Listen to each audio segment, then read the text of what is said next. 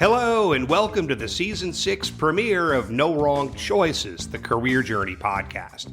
I'm Larry Samuels, soon to be joined by my collaborators Tushar Saxena and Larry Shea. But before we jump into today's episode, we do want to take a moment to say thank you to you, our listeners, for being part of this journey. What started as a passion project for us has grown into something truly meaningful, and that's because of your support. So from all of us, thank you. Now let's get started. This episode features the veterinarian Dr. Amanda Pinder. Until very recently, Dr. Pinder was the attending vet for the renowned Atlantis Resort in the Bahamas. She has since pivoted to start her own practice that we will definitely dig into. Tushar, please lead us in to Season 6. What a way to start this new season with a profession that we have not touched upon in any of the previous seasons. That is being the head veterinarian at a major resort in the world. I mean, I got to be honest, I want to know what it means to be the head vet at a place like Atlantis Resorts in the Bahamas. Yeah, we try to bring you guys a lot of special professions, right? We have lists of them that we put together at these powwow meetings that we have, and veterinarian is, of course, on that list. But we didn't get just your normal neighborhood vet. We got the rock star vet. This is going to be pretty exciting. She's not treating just dogs and cats. There are dolphins involved. So, no, this is going to be a lot of fun. Dr. Amanda Pinder, we know this is going to be an exciting interview. Absolutely. I had a chance to meet Amanda when I was in Atlantis, and she is kind, thoughtful, animated, a great storyteller, and I have no doubt that this is going to be a great conversation. So, with no further ado, here is Dr. Amanda Pinder. Now joining No Wrong Choices is the veterinarian Dr. Amanda Pinder. Dr. Pinder is someone I recently met when visiting Atlantis in the Bahamas. At that time, she was the attending veterinarian who gave my group an amazing look behind the scenes. But since then, and literally by since then, I mean within the past few days, she chose to embark upon a new adventure, which I'm sure we will explore. Dr. Pinder, thank you so much for joining us. Thank you. Thank you for having me. I'm very excited to be here. Now, and by the way, just real quick, when Larry Sam says Atlantis, he doesn't mean the lost continent of. He means the resort in the Bahamas. Good clarification. Yes. Yeah. Just want to make sure people know. So before we start, I guess we should ask the question, are we going to be calling you Dr. Pinder, Dr. Amanda, Amanda? What is the appropriate thing we should call you throughout this conversation? Amanda is fine. Fair enough. Amanda, the way we like to lead into all of our conversations is to ask the person that we are talking to describe who they are in their own words. Who are you and what do you do? Yeah, it's a great question, and it's an interesting question right now because I'm transitioning roles. But obviously, I'm Amanda. I am a veterinarian. I've been a veterinarian for over 10 years. I've had a wide variety of experiences. Most recently, I was the attending veterinarian for Atlantis for just over 5 years, and that's the Atlantis Resort in Paradise Island, Bahamas. So my role there was taking care of a variety of species, bottlenose dolphins, California sea lions, macaws, green sea turtles, anything that swims, basically. I was responsible, for their care. And I love that. Yeah. So I just recently accepted a position at a equine facility, or a horse barn, basically, in layman's terms. And me and my husband are actually both veterinarians, so we're going to be working together and building, our own clinic, and providing hopefully a new level of care for the horses that live on the island here, as well as for other, all different types of species: dogs, cats, chickens, goats, whatever we get called for. We're always, willing to try and assist. I love that. I get the fun part to take you back to the beginning. So I guess my first question is, what was it like growing up in paradise? Because you grew up in the Bahamas. I mean, that's amazing. Yes, I know. It's one of those things where you don't realize how lucky you are until you leave, right? Because it's all I knew growing up. I'm very proud of, that I'm Bahamian. I'm 9th generation on my dad's side, and about 5th generation on my mother's side. So all of my family basically is, from here. luckily, my parents really appreciate, the Bahamas as well. And so most of my childhood was spent enjoying this beautiful country and being able to go on the boat. And, we used to camp out on the beach, on the weekends or, various different, trips or whatever. So yeah, basically it was the dream growing up here. It was an amazing upbringing. I got to, be on the ocean all the time. And just so happens that I also grew up next to one of the only horse stables on the island. So I spent a lot of time, with horses as well. So at what point in your childhood, in your formative years, did you finally say to yourself, you know what, I'm growing up in paradise here, and this is what I want to kind of do with my life. I want to take care of the biodiversity around me. I think I'm that stereotypical story. I've always wanted to be a veterinarian. I have pictures, I mean, probably since I was, 3, 4, 5 years old, where it's like you dress up what you want to be when you grow up. And I'm wearing like a white coat and, pretend stethoscope. So I mean, as soon as I could walk and talk, I've just always been obsessed with animals, and it's always been my passion. So it's not really something that I can say one day I decided. It's like I've always wanted to do this, and I've always been so involved with animals my entire life. Did you have animals in your house growing up? I assume the answer to that is yes. Yes. We always had animals. I would say on average, 3 dogs, 3 cats. Oh, geez. Yeah. Like I said, I lived close to the horse stable. So pretty much, my parents had to drag me home every single night in the dark because I would never want to leave. And so there were horses there, goats there, chickens, you name it. But yes, always had a lot of animals in the house growing up. Do you have a favorite? Horses, maybe? I don't know. It's hard to pick favorites, right? I mean, I've had so many amazing animals over the years. I love dogs. I'm definitely a dog person because you can do activities with the dog, you can take your dog, different places. And so when I was growing up, like I said, we always had a variety of dogs, and I used to enjoy training the dogs. And so I used to do agility, we set up these courses in the backyard with jumps out of sticks and, you name wow. it. I probably, they probably were like running when they saw me coming, right? They're like, oh, she's back. She's back and she's setting up obstacles. Let's get out of here.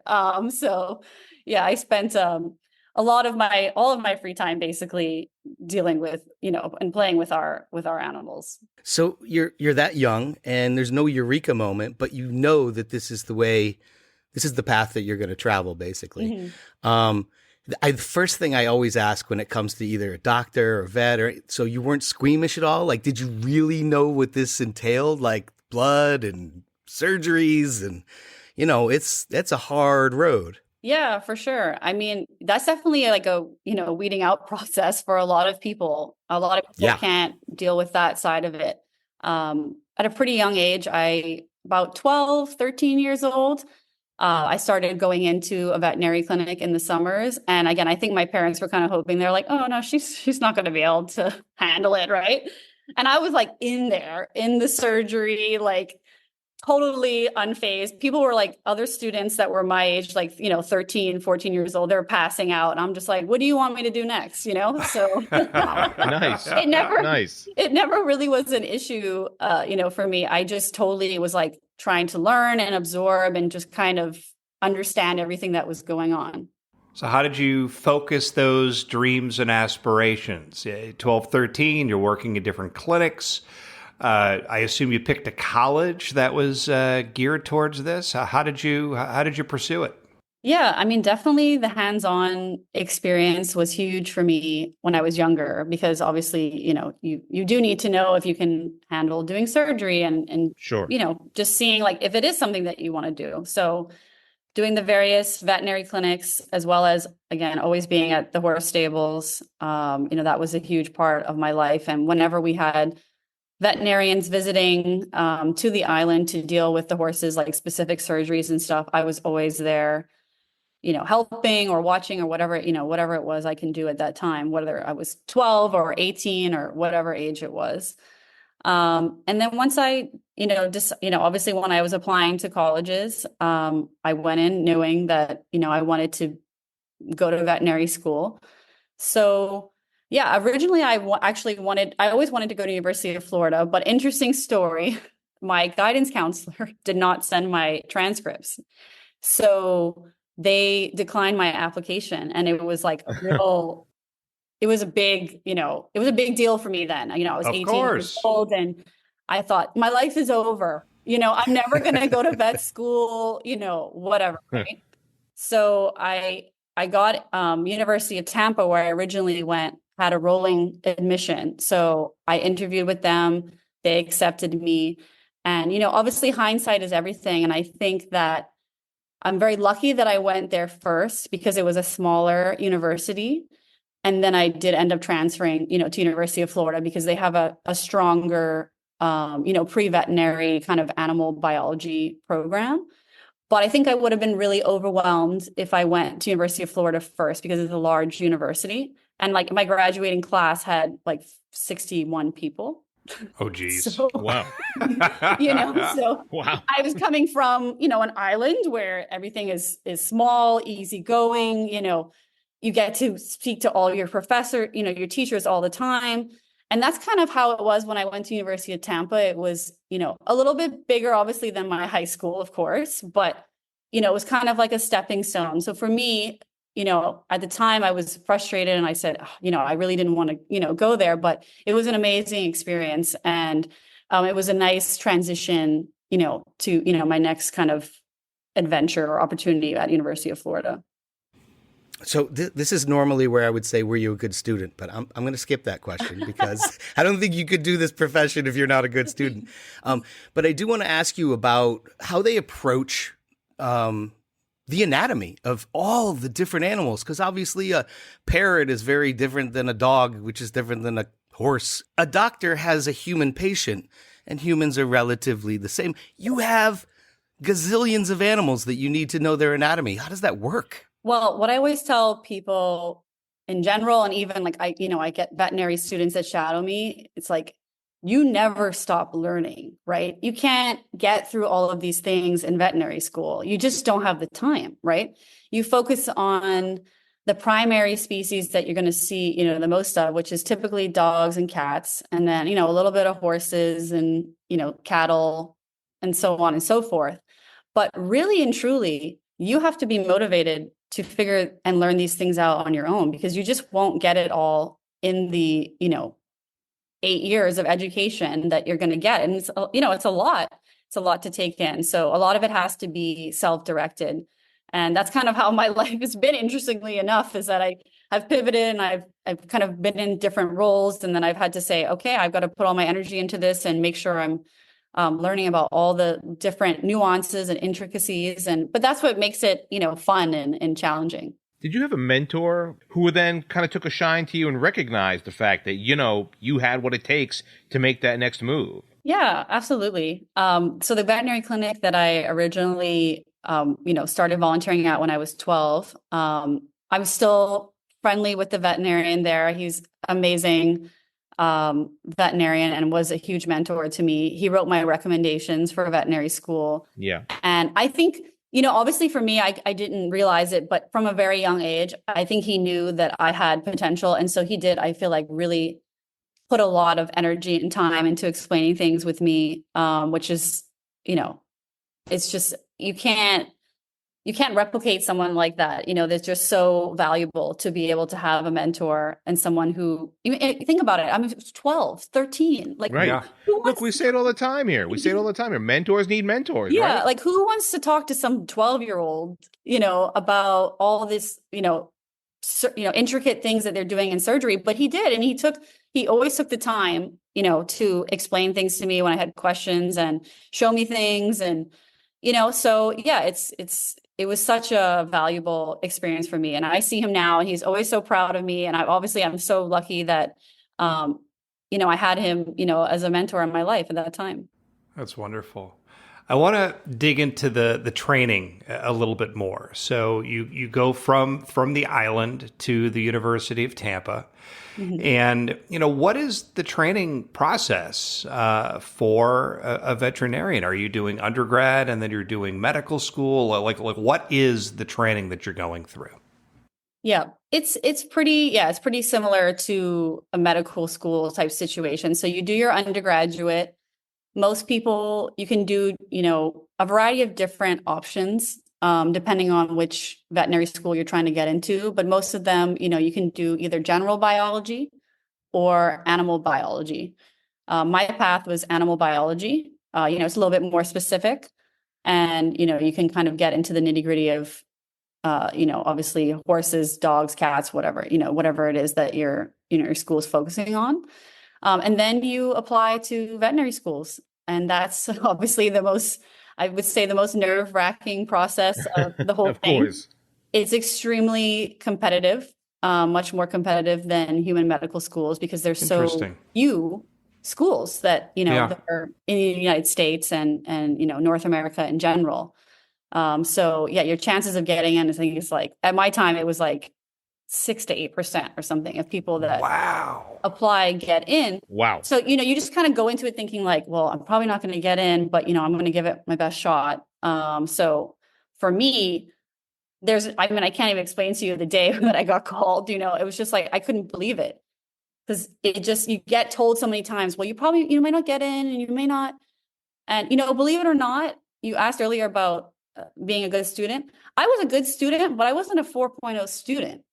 I wasn't that like, I'm going to study all day and stay up all night. It was like, I always wanted to find balance in my life. So it's like, I would study and be like, you know what, I'm going to go horseback riding. I want to go Right. take my dog to the dog park. And so, yeah, maybe if I studied more and I didn't have balance, then I would have had that 4.0. But, I still felt like, I was able to do it and be a well-rounded person. And then luckily the school that I applied to saw that. They saw I had all these different experiences. I was the captain of my riding team. I volunteered at the shelter. I started a shelter club at University of Florida, where we could all get together and help local, shelters, with volunteering or whatever, so there were so many other things that I tried to do to make an impact with others versus just focusing on, studying all the time.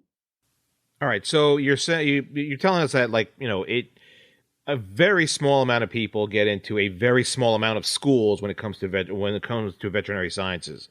So if that's the case, and you were initially saying to yourself, well, I may not get in, what was the plan B? There really wasn't a plan B.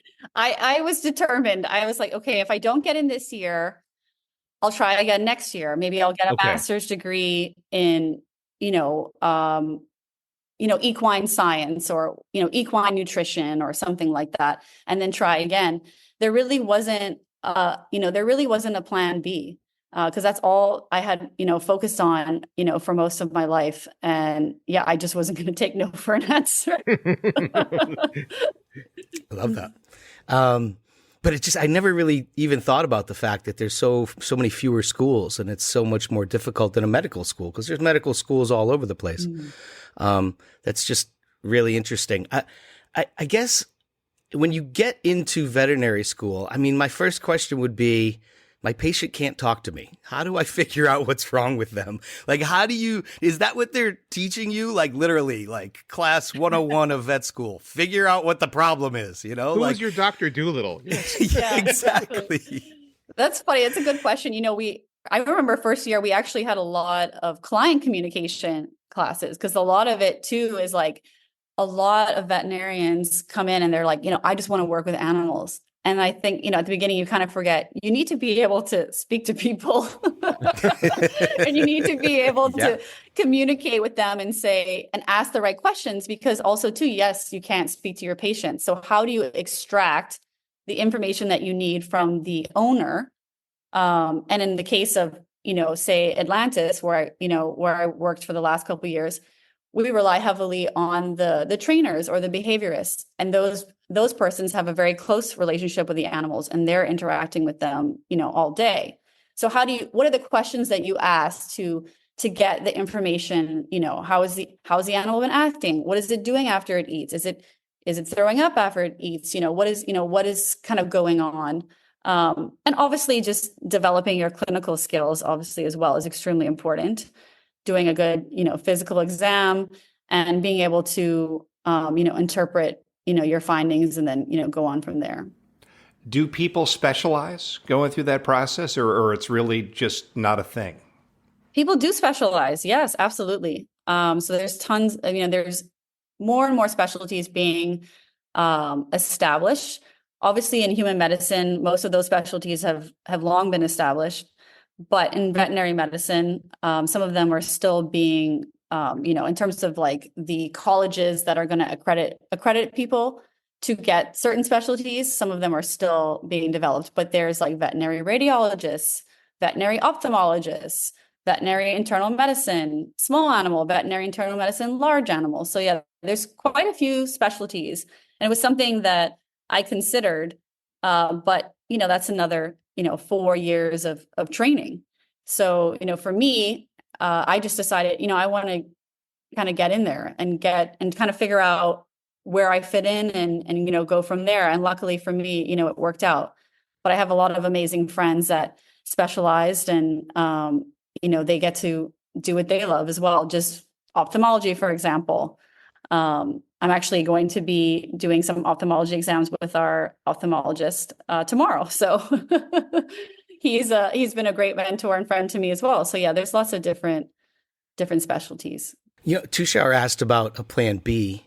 I find it so daunting. I think you said 8 years of school at the highest level. There was never a doubt or discouragement or I maybe need to do something else because this isn't going to work out. It sounds like you were obviously pretty determined, but there must have been a point where you're like up against the wall, like, I don't know about all this. Oh, yeah. Because that's how I would feel. Absolutely. There were times where I did not think that it was going to work out. I do like to tell this story because I think people think that, again, academically, if you got into vet school and you're doing so well in your career, that you must have just breezed through. It really wasn't like that for me.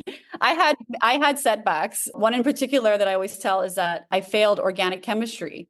And I thought... Not the first. Yeah, exactly. I imagine I would too. I'm going to take that for granted. So yeah, I passed organic chemistry 1, and then I failed organic chemistry 2. And, to be honest, the professor was tough, and I would go to his office and I still remember to this day, he told me, you will never get into veterinary school. So oh, wow. I always talk about that. I'm like, I'm going to find him one of these days. And yeah, definitely. But, look at you now. Yeah, exactly. Look at all the things that I've done and, all that, that I've saved. But yeah, that was a huge turning point for me. That was my sophomore year of undergrad. And I thought, there's just no way I failed this class. Again, my life is over. I'm never going to get into to vet school. They're going to see that and they're going to say, no, she can't do it. If she failed organic chemistry, she can't go to veterinary school. But, I just had to, again, pivot and say, I'm going to try this again. It's okay to be upset and to be disappointed and whatever, but then find a solution. Okay. I went and I got a personal one-on-one tutor for organic chemistry. When I took it again, I said, under no circumstances can I fail this class. And she was like, all right, we're going to have to meet 3 hours a week, every week. And this is what we're going to do. And we came up with a plan and I passed. So, and you got where you wanted to go. So yeah. As you work your way through the program, it's 8 years. I think we've clarified from college and then through veterinary school. Mm-hmm. So as you're nearing the end, what do you do? What is the game plan? What is the approach to landing that first opportunity and becoming a vet, being Dr. Pinder? Yeah, exactly. Right? So in your final year, sometimes even in your third year of veterinary school, which I guess would be year 7 or 8, you would start doing what we call externships, which is basically you go and you visit, and it's kind of like a working interview, right? Sometimes you're not going to work there in the long term. Maybe you're just going to a specific place to get experience. But a lot of times you're going, because hey, I might apply for an internship here once I graduate.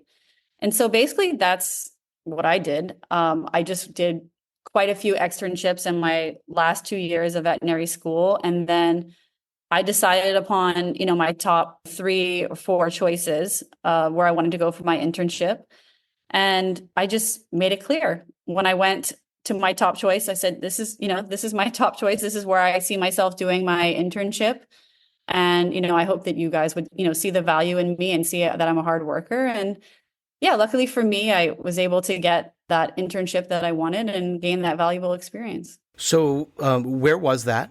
And you had the good fortune of actually being in those, rooms basically prior to this. So how different was it when you started getting into that externship and seeing what the day-to-day was like there compared to what you knew from, vet school, basically? Yeah, it's very different for sure. Vet school, your head's kind of spinning, right? You're just like, there's so much going on. You're trying to absorb so much information. You may not be appreciating all the little kind of details. Again, sometimes it's like the client communication and discussing finances and like all those other things that you have to then jump into day one of, being a licensed veterinarian. So it's a very nerve-wracking transition going from student to doctor. It's like, hi, I'm the doctor. Oh, really? I'm the doctor. Okay, I got to do this now. You have to check yourself a little bit there. Hey, I am the doctor. I am, and so that's kind of how it is. The first, I feel like couple months, you're just like, what's happening? Yeah. You're just trying to wrap your head around all of it. But choosing a place that had, good mentors was obviously huge to me. And luckily for me, the hospital that I chose, which was Hollywood Animal Hospital in Hollywood, Florida, also, strangely enough, had a lot of connections to some of the veterinarians that I knew back in the Bahamas. So it was kind of this, again, connection with, oh, I've known so-and-so who you've worked with for, 20 years. And it just felt right to me. And I felt like that was going to be the best place where I would, probably fit in and get the most valuable experience. So you always had an eye on going back home, going back to the Bahamas. Yep. My original plan was to stay for a couple of years in the US and work. But because I'm Bahamian and I'm not American, I basically I had to enter into a lottery system, the H-1B, the J-1 visa lottery system. And it is literally a lottery. And so you would think, someone who has advanced education or whatever, it wouldn't be that way. But, that's the way it was at the time. I'm not sure how it is now. And yeah, I tried, 2 years in a row because I wanted to get more experience in the US before moving back home. And it didn't work out. But again, I just feel like it's one of those things where it wasn't meant to work out, and that's okay. And it led me to doing my own business and then working for Atlantis, which were both, amazing experiences for me. So I don't regret any of those things kind of happening. No wrong choices. That's yeah, right. Exactly. That's what this Literally. is all about. No wrong choices. Exactly. Yeah. We usually find a way to plug that in every conversation. Thank you for making that natural. So you go back, you go back home, and what are you doing? If I remember correctly from us talking, did you set up your own practice when you came back? Yes, I did. I did work for a clinic, for a couple months, just, trying to get my feet on the ground. And then, me and one of the veterinary technicians that I worked with at Hollywood Animal Hospital, we would always joke, like, oh, we're going to start this business. It's going to be like, we'll come to you by boat, by plane, whatever. We're going to make it to you. We're going to treat your animals. And so we had this joke for the whole year of my internship. And then when I moved back home and I started seeing that, there really is a need for this. I just pivoted. I said, this is what I'm going to do. And, my parents at the time they were a little concerned because I had not really made any money. I'd been in school, for such a long time and, didn't have like a bunch of savings or anything. They're like, you sure you want to start your own business? Like, it's kind of a big risk. And, but I did. And I struggled, at the beginning. But again, because it's such a small community, I would say after maybe 2 to 3 months, I was busy. I didn't have days where I sat and did nothing, and I think that that goes back to the community that I live in, where I'm from, is that everything's kind of word of mouth. And, I think people knew me, for example, from the horse stables and from various different, animal activities that I've done over the years on the island. And so it just kind of, people were like, oh, Amanda's doing her own thing. Great. Let me call Amanda and she'll come out and deal with the animals here. And people love it. When you say you got busy, what does that mean that you got busy? Like, are you basically kind of working like 24 hours a day at that point? Or is it that, there is some downtime? No, there's definitely downtime. I would say I was working 5 to 6 days a week, maybe, 9, 10 hours a day. It's amazing. Wow. So yeah, I mean, it was, it was jam-packed. And also because I was driving and doing the mobile kind of house to house. I mean, you can realistically, you can't see as many patients in a day as you could if you were in a clinic, right? Because everyone's coming to you. So, I'd average anywhere from 5 to 8 house calls, depending on how many animals they had at each, location. So yeah, it was busy. I came home every night and I was going to bed at 8 o'clock. Yeah, I can't imagine getting started like that. And you must be growing at that point exponentially in terms of knowledge and experience. But I want you to talk a little bit, because we touched upon it, but didn't really talk about it, about the self-confidence that you need to make these calls, to make these decisions. I mean, there are lives on the line in most of these instances. You are the last line of defense. An animal needs you. You have to make the call on how to handle a sick animal, a hurt animal, whatever the case may be. How confident are you? Is it something that you had to work on and grow with, or did it come naturally? Talk a little bit about that. Yeah, absolutely. I think it definitely is something that, for me, it evolved over time. I mean, I've always been pretty outspoken and social, and, I've always loved, hanging out with my friends and, kind of being out and about. So for me, I do enjoy having relationships with people. So I would say that does come somewhat naturally to me. And that's obviously a huge part of being a veterinarian is, again, communication and being able to do that. And I think coming with that comes with, you have to be comfortable and confident enough to say, like, sometimes I don't know, I don't know. Yeah. And that's something that we do have to say, somewhat frequently, because again, our patients can't speak to us. They can't say, oh no, you gave me the wrong thing. I still hurt, or, you can run all the diagnostics and you don't find anything, wrong. So sometimes you can say, I've done all this and, I just don't have a clear answer at this point. And that's okay. I think people appreciate, the honesty versus scrambling and trying to come up with something that doesn't actually make sense, Yeah. So yeah. That's something that I've always said to, other students that I've mentored, is that don't be afraid to say, I'm not sure. It's not always a negative thing, especially if you've done your due diligence, you've done all the tests, you've done everything. That does happen sometimes. And you just have to be comfortable enough to, communicate that, whether it be to a client or an owner or whoever. To that end, what sticks with you more? Great success or great failure? Oh boy. That's a good question. I know that's a tough one. I had to throw it in somewhere though. Come on. It's a big part of what you do, Yeah. right? Is how hard is it to turn the page if something goes wrong? Mm-hmm. And how much do you want to take the buoyed experience of, look at what I did over here. I just saved a life, or I just, something like that. Yeah, I think at the beginning, you really take your failures with you. I have to be honest, right? It's like you have spent your whole life, especially like for me, I spent my whole life being devoted to animals. And then when you have, a lot of times it's not things within your control. Something happens to a patient of, an amazing client, and you're just like, it's all you can think about. You're just like, how could this happen? We did everything we could, and, this animal passed away. And yeah, I mean, I can't lie. The first time I had a really good client's pet, I mean, I thought about it for months. It was something that definitely was challenging, for me to move forward from. But over the years and through various, different techniques and whatever, you learn to leave these things behind, because, you don't want to carry only negative things, because there's so many positive things that we get to do in our career, and so many animals that we've helped.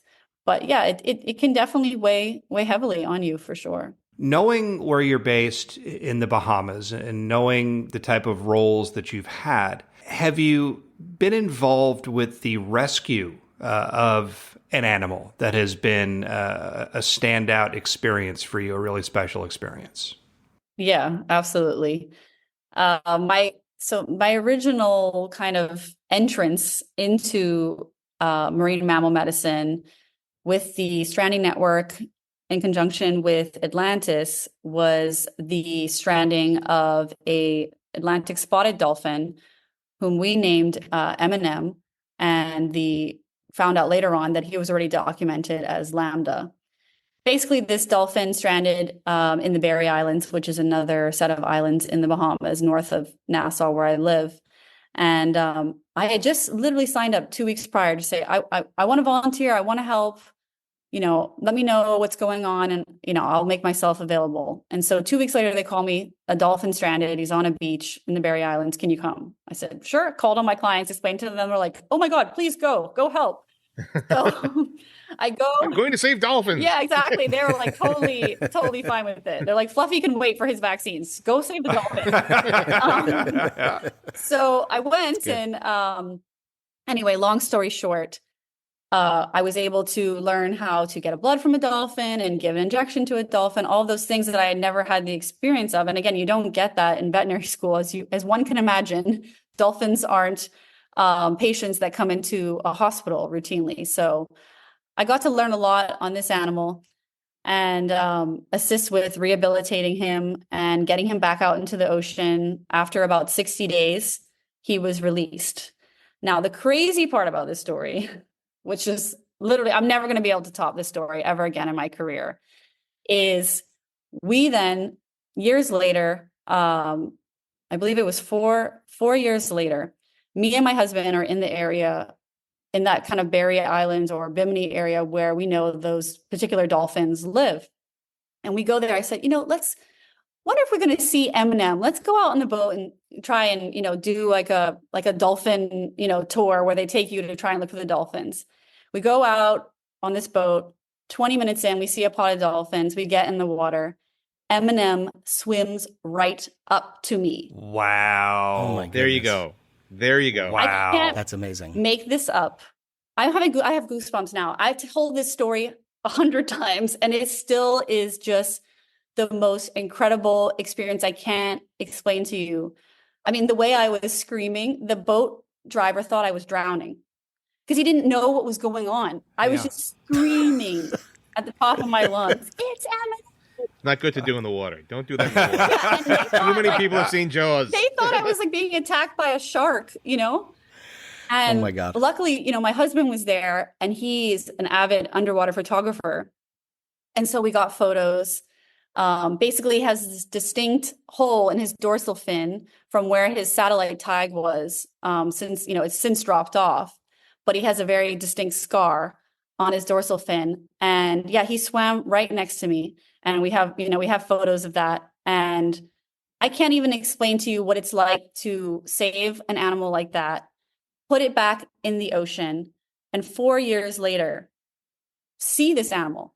And then it gets better. We get back to Atlantis. I tell my boss, I say, this is what happened. And we look at the date. It was 4 years exactly to the date that he stranded. Wow.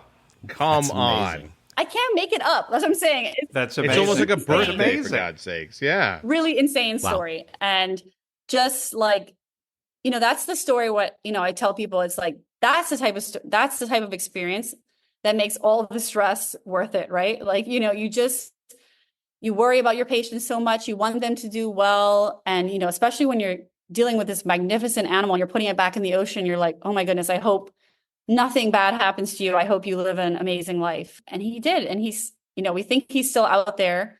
We went back a year later, and we did get some video footage with, a whole video crew and everything. We got to see him again, luckily, on the third day. We were there for 3 days. The first 2 days, no go. And the third day, in the final hour, he showed up. So we got to get some amazing footage. Amazing. Did he approach again? Yes. Yeah. He came right up to us. He was with a bigger pod this time. So it was, a little bit more of excitement going on. Yeah. It was a different What a A great great moment. moment. Yeah. Different experience from the Yeah. first time because it was just me and my husband in the water. And it was Right. there was nobody out there. It was a flat, calm day. It was just like the water was glass and it was just quiet, just us and the animals. Yeah, you can't replicate anything like that. Yeah, I asked you before about the highest of highs and the That's lowest the of highest lows. of high. There it Yeah. is, right Nothing there. can top that. Nothing can top that. So let's talk about the transition from your own practice to Atlantis, because I know, from what I understand, you were volunteering for the Atlantis stuff, and that's how you got out to help this M&M, the spotted Yes. dolphin. And how does that transition to a position later on? Is it just because they knew you and they're like, "Hey, it's open. We know you. We trust you. Come on aboard." Yeah, it wasn't quite as quick as that. Obviously, it was a more gradual process. So once they saw my interest in this particular animal, M&M, they saw that, I was coming in, I was learning, trying to, be as adaptable as possible. My boss was like, "Are you interested? Like, would you be interested in a position here? Because we could probably use someone part-time, to fill in when the other veterinarian, is, on vacation or whatever." And I was like, I mean, obviously I'm interested, So it kind of started with that. And I balanced doing my mobile veterinary practice. And then I started with 1 day a week for probably the first like 6 to 8 months. And then I went up to 2 days a week and then 3 days a week. And then, like I said, did pretty much increase my time over 2 years before then was offered the full-time position, which also coincided with me and my husband getting married. And luckily, my husband is also a veterinarian. So then he was able to take over the house. Oh, Oh, look at that. right. Okay, Yeah, very it nice. all kind of worked out. And I, because I think too, it was like one of those things where we're having discussions where it was like, oh, well, my husband is moving here and we're trying to figure out what he's going to be doing. And then it was like, well, would you want to be full-time? And I was like, yeah, if you guys want me to be full-time, like that could work. And then, my husband can take over the business. And it was a gradual transition from kind of the mixed animal mobile practice and then getting more experience in the aquatic kind of world and then taking it on full time. All right, so then I guess my question will be about transition in that case, right? So obviously, the most obvious difference is that the animals in Atlantis, or those you're dealing with there, they're in the water all the time. That's their life, and so you're transitioning from those that are on the land to those that are in the water. What is that transition? I mean, what does that entail for your own mindset then to see like, okay, I'm still dealing with mammals, but they're in an entirely different environment from where I am normally used to. Yeah, it's a huge transition. I would say it was big. It was a big transition for me. And I think that obviously when you're dealing with house calls, you come in, you're like, all right, Fluffy, let me examine you. And, you do what you need to do. Whereas when you're dealing with, especially marine mammals, that The house is the Caribbean Ocean for that. right, exactly.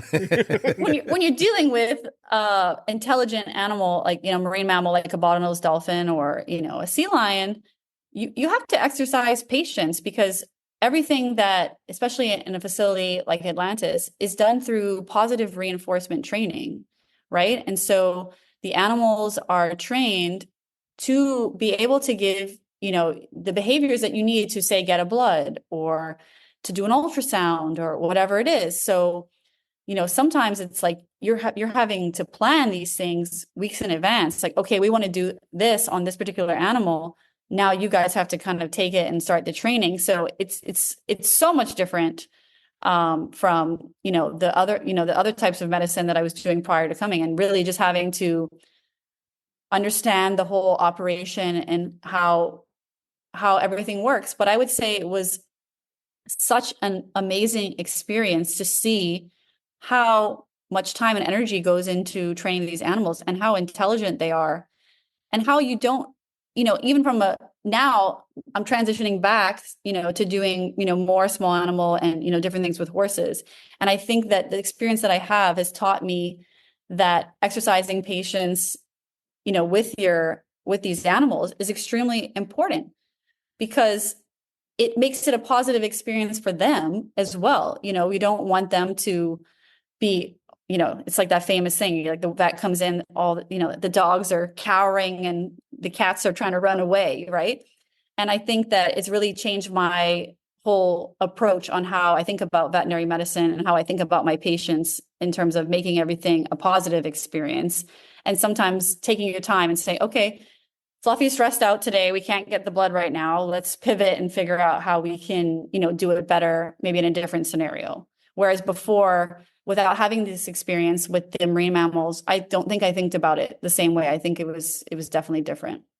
As a vet, you're developing a rapport and a relationship with obviously your customers and your clients, but also with the animals. When you're at Atlantis, it feels like it's a very different job where you are the face of this incredible facility, where you are interacting with all of these different guests. You are presenting what Atlantis is doing in the most wonderful light possible.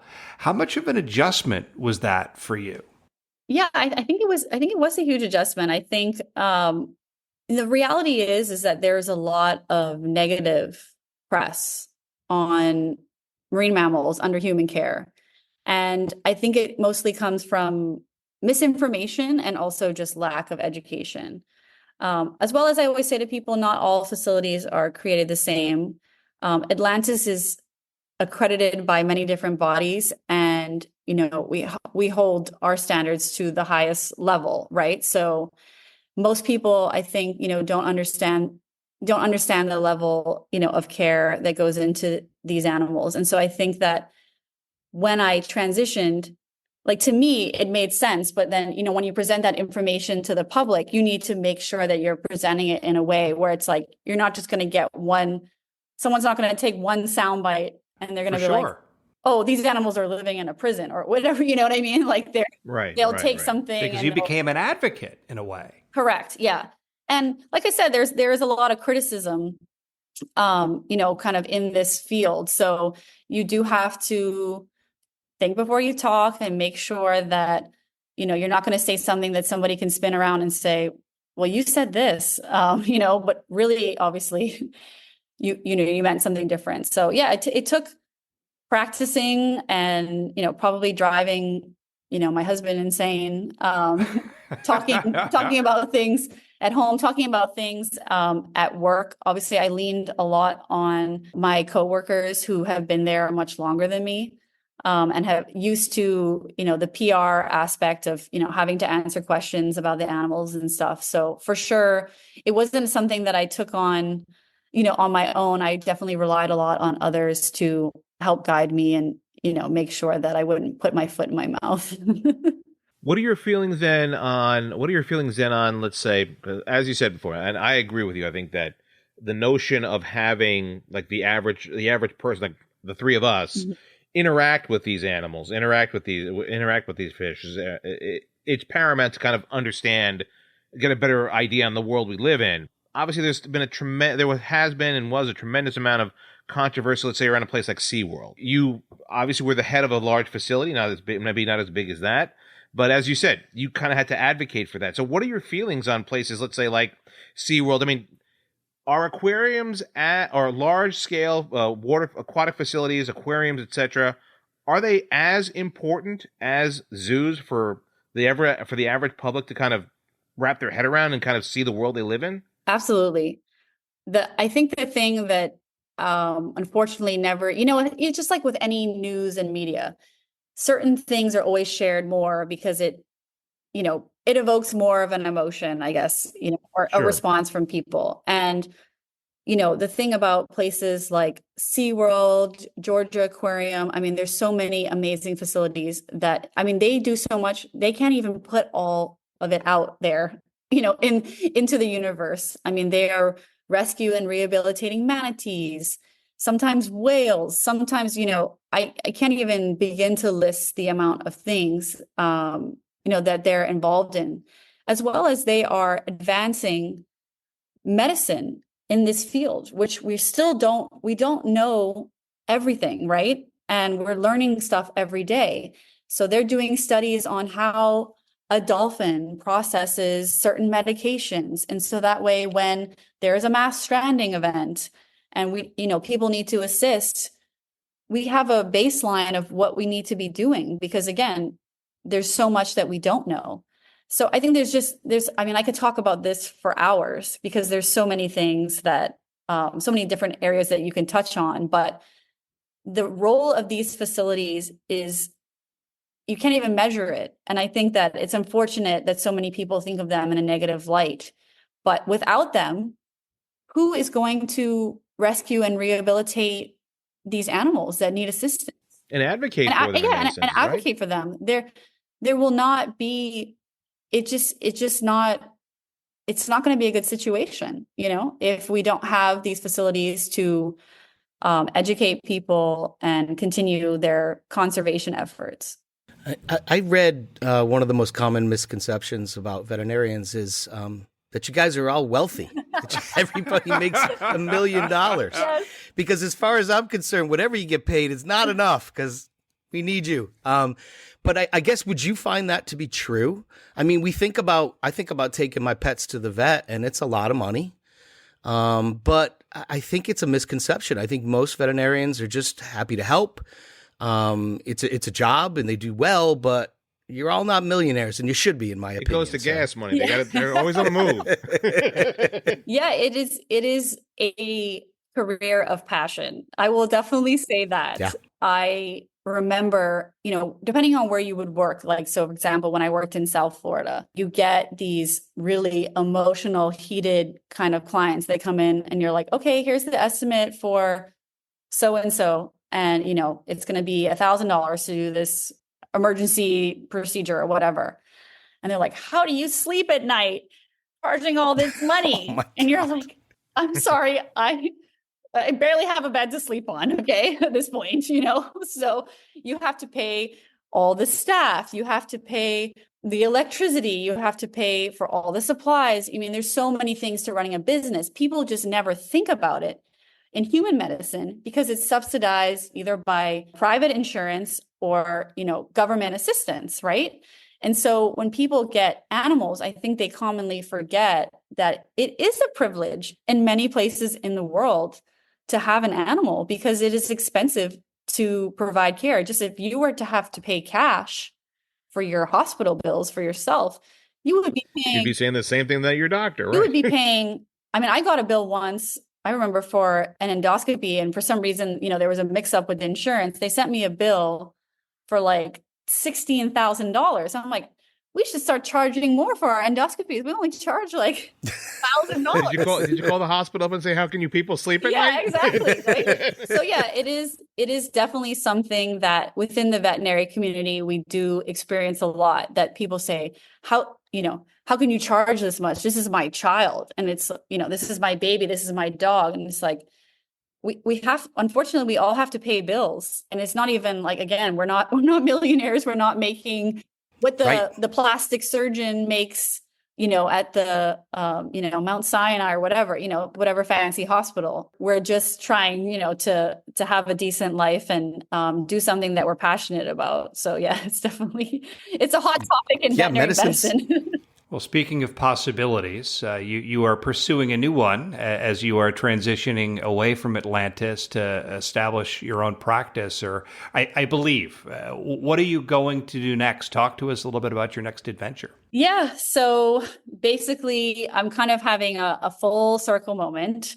And me and my husband were approached to manage a equine facility, basically a horse stable just for private owners, with also the goal of opening the first equine hospital in the Bahamas. Wow. So, really? Wow. That's awesome. Yeah. So if I go back to kind of, again, circling back to when I was applying to veterinary school, when I wrote my essays, saying what my goals were, my goal was to be the first Bahamian equine veterinarian. And then when I moved home, I thought, I don't know if I can make enough and make a living, doing just the horses. So, I'm going to mix it up and do everything.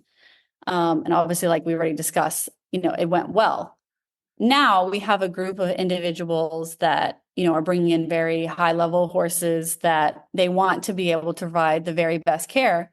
And in order to do that, you can't take a horse into a small animal hospital.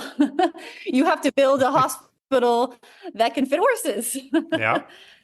Similar to what, we have like at Atlantis, we had to build a hospital that can fit dolphins and sea lions. So yeah, this is going to be obviously an exciting journey where hopefully we will be able to provide very high level care for horses on the island, as well as, other animals as well. But in the case of an emergency, being able to do a surgery on a horse is a huge deal. And right now in the Bahamas, and there's never been any facility in the Bahamas that's ever been able to do that. So that's what we're planning on creating. Wow. That's awesome. That's awesome. So Amanda, I mentioned a moment ago, you are the closest thing that we will ever speak. You are the closest person we'll ever speak to as a real life Dr. Dolittle. So my question to you is this: which animal, first land and then aquatic, most expressive? That's a good question. I feel like land, I would say dogs are pretty expressive. That would be my first instinct. There are other animals too, but if I had to choose one, it seems like you're backing me into a corner and I have to choose one. I'm backing you into a corner.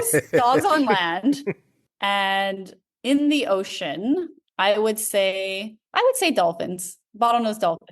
Really? I actually thought you'd say sea lions, to be honest with you. I thought you'd say sea lions. Dolphins are, yeah, they're pretty expressive. They have a lot of personality. Sea lions do as well, but in a different way. So yeah, I would say if I had to choose one, I would choose dolphins. Okay, I'll follow up with that.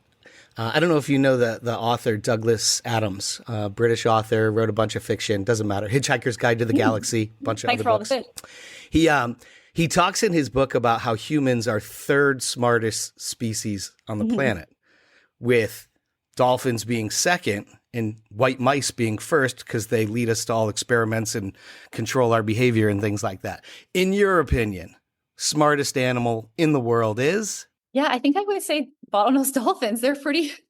Bottlenose dolphin. They're pretty intelligent. There you go. Yeah, they're pretty intelligent. Are you biased at all? You've been dealing with it for a while. Are you biased at all?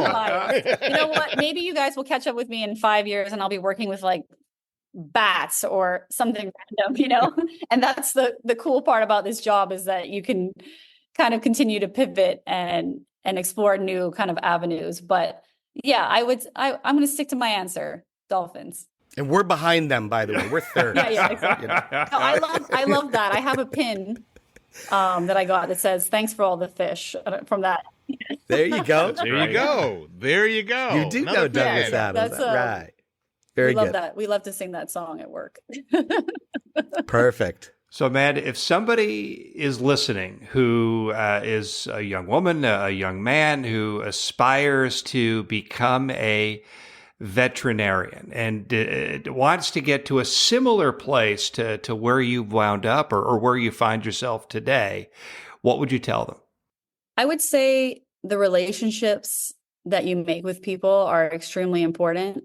We get into this field because we love animals, but again, I'm having a full circle moment right now. And I do believe that it's because of the strong relationships that I have with people that I've made, along the way for whatever reason. And, secondly, is that I think experience is the most important thing, and exposing yourself to as many things as you can, along the way is extremely important. When I was graduating high school, I did an externship at a dolphin facility. I did an externship at a swine operation. I did different equine or horse, activities. So, I always try to kind of have a broad kind of spectrum of activities that I was doing, so that I felt like I would be more well-rounded and, be able to have different experiences even before, I went into veterinary school. It's great advice. Well, Amanda, I'm so glad that I tracked you down and that we convinced you to join us today. I've learned a ton. I'm so excited for what you have in front of you. And, I think the three of us are just... We want to know more. We can't wait for the next chapter. Keep knowing more. Thank you so much for joining us. Thank you so much. This was awesome. So that was Dr. Amanda Pinder, who I had the good fortune of meeting, and I, of course, was foolish enough not to get her number at the time, but eventually chased down after the fact to convince to join us today. And what a great story. Larry Shea, what are your takeaways? I'd learned so much, I think, is the biggest thing I take away from it, right? I never really thought about the fact that there's medical schools all over the place, and everybody wants to go to medical school. It's a very stressful process, but there's even fewer veterinarian schools, right? So I was shocked, that 6 to 8% chance of her actually being accepted to these schools. I mean, I think that's fascinating, first and foremost. She always wanted to be a vet, right? She's a 12-year-old child or even younger dressing up like a vet. And I don't think we've ever really had something like that. But the fact that somebody let her in a surgery and took her under their wing and kind of taught her at such a young age, I mean, it's very rare that you go into a profession at that age, especially, and that's the straight path, right? And you go, and she said it herself, it's a career of passion, and her advice was great, and we say it all the time, relationships matter, and get experience. We can't say it enough. Not everybody is fortunate enough to be able to offer your time, but if you could do an internship and offer your time, you're going to get a lot out of it, because that's how a lot of these professions work. Absolutely. I mean, I was also surprised by the fact that, and you said it too, is that how few veterinary schools there are out there, and that she didn't have a plan B. The plan B was, I'll just reapply a year later if I have to. Right? Essentially, I'll just sleep on somebody's couch for a year until I reapply again, which is amazing. And, we always talk about the notion of mentors need mentors, right? So we always talk about that as well. And that, yes, that being able to not only prove yourself when you go to an internship, but prove yourself to the point where the people who are in charge see something in you and then they go out of their way to nurture that. That's amazing to me. And she has been so successful. I am so jealous of that type of a profession. Because, I mean, I don't think I had that kind of stamina in me to say at a young age, this is what I want to do with my life. And then to not only do that, but to pursue it with such a focus that down the line, not only do you become that in her case a veterinarian, but become the head of one of the biggest resorts in the world, that she then becomes a teacher for everyone else who steps into this arena. It's amazing. Yeah, and as you say that, one of the things that really struck me was the smile that was so clearly coming through during the entire conversation. She loves her job. She loves what she does. Yeah. She loves her job. She figured it out very early, and nothing has changed. And it comes across so clearly. So one of the things that I wanted to dig into as part of the conversation was about advocacy. And in a way, at that type of a facility, you are a spokesperson. You are a PR person for that type of resort facility, whatever word I'm looking for. And she is an advocate. So whether she wanted to be or not, she was thrust into a position where she needed to kind of figure it out. How do I communicate? How do I engage with others? But it was natural, because it's who she is, the passion, the love, the drive that she's had her whole life. There's nothing inauthentic about any aspect of her. It really struck me as something truly remarkable and admirable. And the story about her saving that spotted dolphin, I mean, just the reward that she must get from doing something like that, from helping another animal survive and thrive in the ocean after it had beached itself. I mean, she said it herself. You're never going to get another story like that. I mean, it's 1 in a billion, right? Exactly. Well, maybe now she'll get one that involves a horse. So with that, Dr. Amanda Pinder, thank you so much for joining us on this episode. Our apologies for the slight tech glitch there at the end. It happens every once in a while. With that in mind, thank you for joining us. If today's story made you think of someone who could be a great guest, we'd love to hear from you. Please visit the contact page at nowrongchoices.com to let us know. While you're there, you can check out our blog where we explore each episode with bonus insights and behind-the-scenes content. And if you're enjoying the show, the best way to support us is by following or subscribing to No Wrong Choices on your favorite podcast platform or by connecting with us on social media. You can find us on LinkedIn, Instagram, Facebook, YouTube, TikTok, and X. On behalf of Larry Shea, Tushar Saxena, and me, Larry Samuels, thank you again for being a part of No Wrong Choices. We'll be back next week with another great episode. Talk to you then.